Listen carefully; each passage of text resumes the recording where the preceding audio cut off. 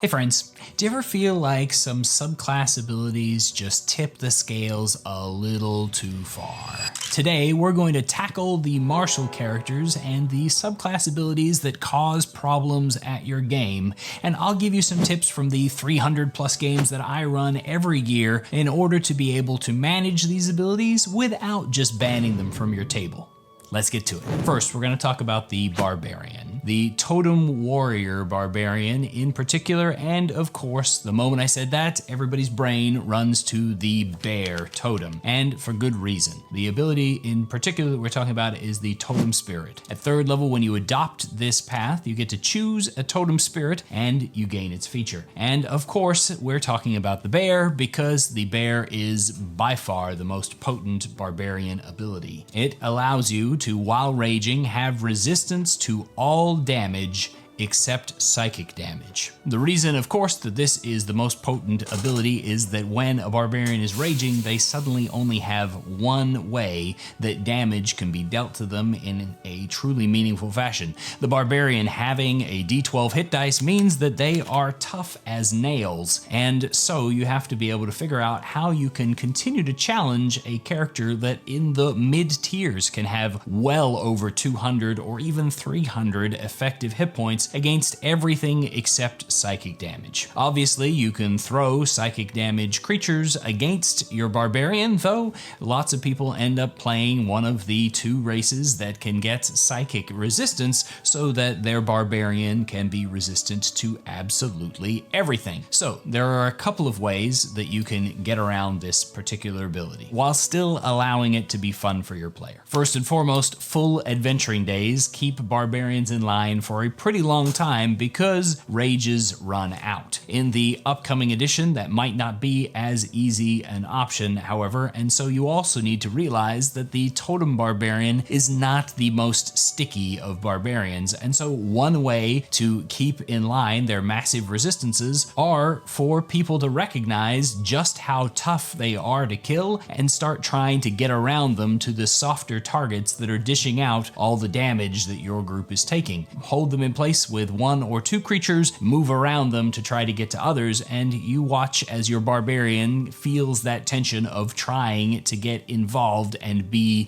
in a position that allows them to stop their enemies from getting to their friends. But essentially, what you're doing is saving them for last and then dogpiling the heck out of them. Meanwhile, in the fighters, Echo Knights and their echoes provide a bunch of undefined problems that do become a lot more reasonable once you have defined for yourself what the heck an echo actually is. The Manifest Echo ability is kind of long, but here's how it goes. It says you can use a bonus action to magically manifest an echo of yourself in an unoccupied space you can see within 15 feet of you. This echo is a magical, translucent gray image of you that lasts until it is destroyed, until you dismiss it as a bonus action, until you manifest another echo, or until you're incapacitated. Your echo has AC 14 plus your proficiency bonus, 1 hit point, and immunity to all conditions. If it has to make a saving throw, it uses your saving throw bonus for the roll. It is the same size as you, and it occupies its space. On your turn, you can mentally command the echo to move up to 30 feet in any direction, no action required. If your echo is ever more than 30 feet from you at the end of your turn, it is destroyed. You can use the echo in the following ways. As a bonus action, you can teleport, magically swapping places with your echo at the cost of 15 feet of your movement, regardless of the distance between the two of you. When you take the attack action on your turn, any attack you make with that attack can originate from your space or the echo space. You can make this choice for each attack. When a creature that you can see within 5 feet of your echo moves at least 15 feet away from it, you can use your reaction to make an opportunity attack against that creature as if you were in the echo's space. The Echo Knight is worth its own video, honestly, but there's a couple of things that are worth keeping in mind to keep the echoes under control. The first is that as a magical image, though the echo occupies a space, it is qualified as an object. There are a bunch of spells that should affect them that probably don't. For instance, Shatter, which targets objects and creatures but doesn't target magical objects and thus can't harm your echo. Fireball, which only targets creatures and flammable objects, which an image probably isn't. And pretty much anything else that specifies that it targets a creature or a non-magical object. However, those spells that do not specify non-magical magical when they say object, or those spells that don't specify that their damage is only applied to creature, such as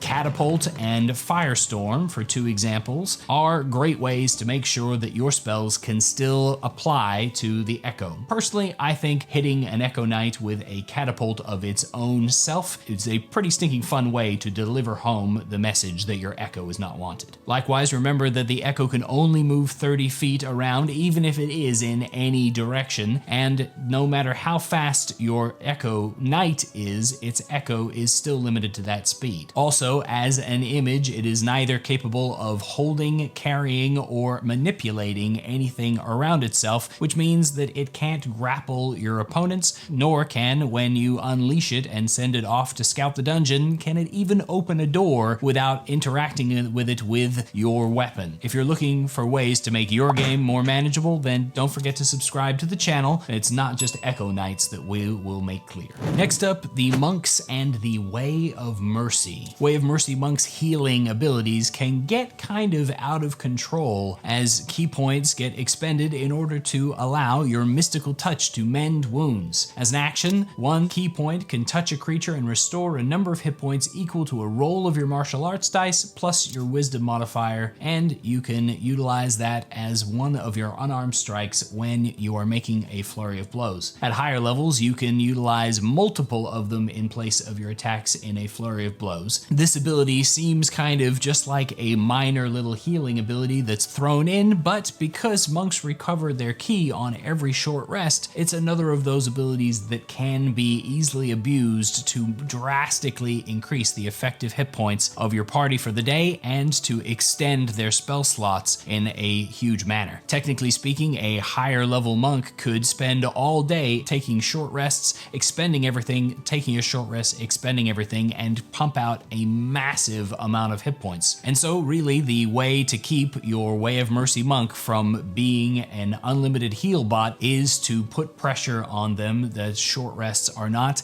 so easy to come by. So many things in Dungeons & Dragons seem to be solved by simply putting ticking clocks or other means of ensuring that a short rest has consequences into your adventures. And the Way of Mercy monk is no exception. Paladin's auras are an incredibly potent benefit to every group, and Oath of the Watcher Paladins have one of the most powerful auras of all, the Aura of the Sentinel. As long as they aren't incapacitated, they and any creatures of their choice within 10 feet of them get a bonus to their initiative equal to their proficiency bonus. This is incredibly potent because initiative is probably the one check that is most important in the impact it has on an upcoming combat. But anything that has a stipulation about distance has a weakness inherently built in. Keep the marching order of your party in mind when you're trying to determine whether or not this bonus applies to your group. And use things that either punish being grouped up in an unnatural fashion or otherwise offer opportunities for the party to split up. You can also use situations where being tightly grouped is going to cause a lot of stress, like an angry red dragon that sticks its head around to look into the corridor that your party are walking down. High initiative will probably not help enough in some of those situations. Set up standard operating procedures for the marching order of your group and let them figure out how grouped up they are, and then rain the fireballs down until they start thinking about splitting off the rogue up front to lose the benefit of high initiative, but gain the opportunity to see some of these things coming a little bit further away.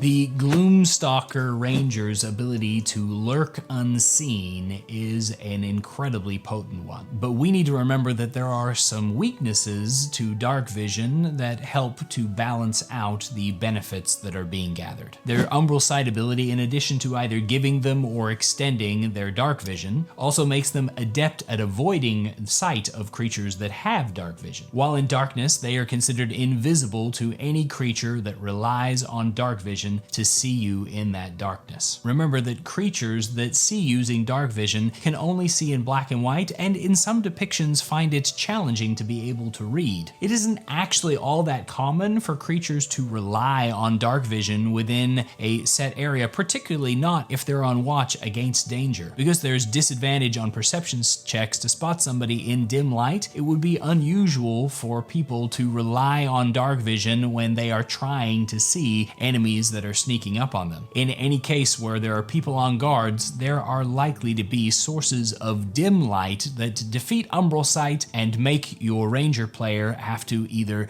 take different paths or find ways to lower the light level if they want to claim their invisibility. The Soul Knife Rogue is actually one of my favorite subclasses, but there's an interaction at the higher tiers between some of their abilities that gets a little out of hand. From their initial psionic power ability, the Psi-Bolstered Knack causes some trouble when it interacts with the Reliable Talent ability. Psi-Bolstered Knack helps them out in that when they fail an ability check using a skill or tool with which they have proficiency, they can roll a psionic energy die and add the number rolled to the check, potentially turning failure into success, and they only expend the die if the roll succeeds. This, combined with their inability to roll less than a 10 thanks to reliable talent, means that any skill that the rogue has taken as a trained skill is highly likely to push past the normal DCs that you're going to be putting in your game. And if they do happen to fail, they didn't expend any resource for adding a D8,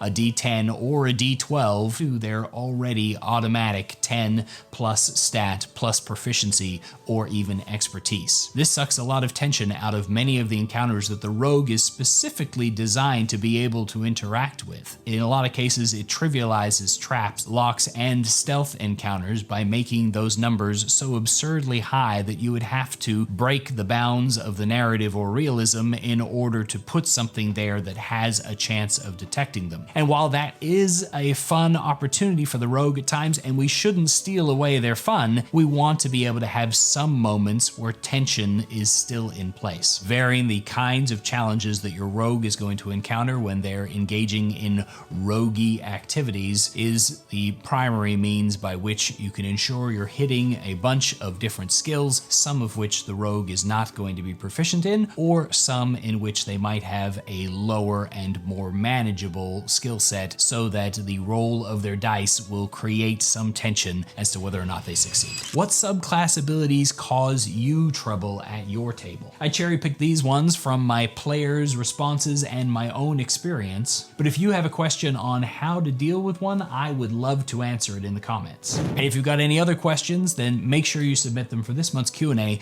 by clicking on my border collie. Thanks for watching. Happy adventuring.